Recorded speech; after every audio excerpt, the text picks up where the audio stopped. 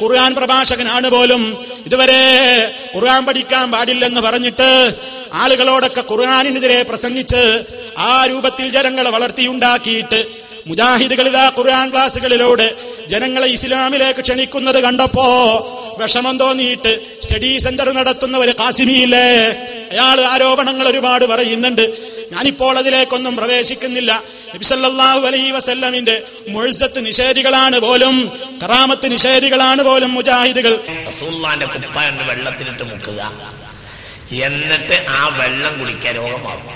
റസൂലുള്ളാഹിന്റെ കുപ്പായം വെള്ളത്തിലിട്ട് മുക്കുക, കുപ്പായം പാത്ത് വെക്കുക, എന്നിട്ട് ആ വെള്ളം കുടിക്കുക, രോഗം മാറിയിരുന്നു.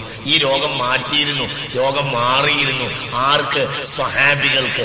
രോഗം മാറ്റാൻ നേതൃത്വം കൊടുത്തിരുന്ന പെണ്ണ് സിദ്ദീഖുൽ അക്ബറിന്റെ മൂത്ത മകളും പ്രഗൽഭ സ്വഹാബത്തിയത്തുമായ ബഹുമാനപ്പെട്ട അസ്മാ ബിൻത് അബീ ബക്കർ. ഈ വിഷയത്തിൽ നിങ്ങളെ അഭിപ്രായം എന്താ? ഓ മുസ്ലിയാരേ, ഓ ഖാസിമി, നിങ്ങൾക്ക് തെളിയിക്കാനാകുമോ മഹാനായ അഷ്റഫുൽ ഖൽഖ് സല്ലല്ലാഹു അലൈഹി വസല്ലമിന്റെ പ്രമാണങ്ങളിലൂടെ തെളിയിക്കപ്പെട്ട ഏത് മുഅ്ജിസത്തുകളെയാണ് മുജാഹിദുകൾ നിഷേധിച്ചത്? കൊണ്ടുവരട്ടെ. നബി സല്ലല്ലാഹു അലൈഹി വസല്ലമിലൂടെ വെളിവായിട്ടുള്ള പ്രമാണങ്ങളിലൂടെ സ്ഥിരപ്പെട്ടിട്ടുള്ള ഏത് കറാമത്തുകളെയാണ് എതിർത്തിട്ടുള്ളത്? എന്നിട്ട് പറയുന്നു നിങ്ങൾക്കതിനോട് ബഹുമാനമില്ല, നിങ്ങൾ നബി സല്ലല്ലാഹു അലൈഹി വസല്ലമിന് ഒരു പ്രത്യേകതയും ഇല്ലെന്ന് പറയുന്നവരാണ്. ഞങ്ങൾ മുടിവെള്ളം വിതരണം ചെയ്യുന്നു. നിങ്ങൾക്കറിയാമോ മഹാനായ നബി സല്ലല്ലാഹു അലൈഹി വസല്ലമിന്റെ മുടി സ്വഹാബത്ത് സൂക്ഷിച്ചിരുന്നു. അവിടുത്തെ ജുബ്ബ ഉപയോഗിച്ചിരുന്നു. അതുപോലെ തന്നെ അവിടുന്ന് വുളുവെടുക്കുന്ന വെള്ളത്തിന് വേണ്ടി തിരക്ക് കൂട്ടിയിട്ടുണ്ട്. ഇതൊന്നും ഇവിടെ ആരും നിഷേധിച്ചതല്ല. പക്ഷേ നിങ്ങൾ ഇതൊക്കെ പറയുന്നതിന്റെ പിന്നിൽ നിങ്ങൾക്കൊരു ലക്ഷ്യമുണ്ട്.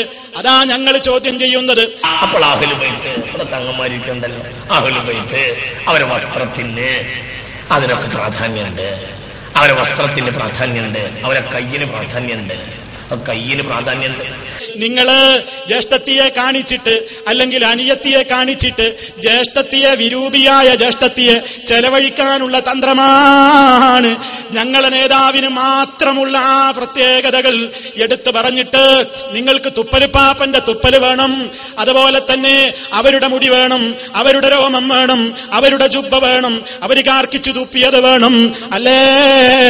അതിനല്ലേ നിങ്ങളിത് പറയുന്നത്? അതേ അവസരത്തിൽ അല്ലാഹുവിന്റെ റസൂൽ സല്ലല്ലാഹു അലൈഹി വസല്ലമിന്റെ ശരീരത്തിൽ ഏതൊക്കെ പുണ്യകരമാണെന്ന് പ്രമാണങ്ങളിലുണ്ടോ ഒന്നും നിഷേധിക്കാൻ നമ്മൾ തയ്യാറില്ല. പക്ഷേ നിങ്ങളൊന്ന് മനസ്സിലാക്കണം, അതൊക്കെ നബി സല്ലല്ലാഹു അലൈഹി വസല്ലമിന്റെ മാത്രം പ്രത്യേകമായ ഗുണങ്ങളാണ്.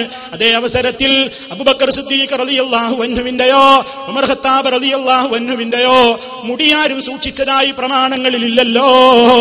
അപ്പൊ നിങ്ങൾ നോക്കൂ, നബി സല്ലല്ലാഹു അലൈഹി വസല്ലമിന്റെ ഖുസൂസിയത്തായിക്കൊണ്ട് അവിടുത്തെ പ്രത്യേകതകളായിക്കൊണ്ട് എന്തെല്ലാം ഉണ്ടോ അതെല്ലാം സ്ഥിരീകരിക്കപ്പെടുന്നു.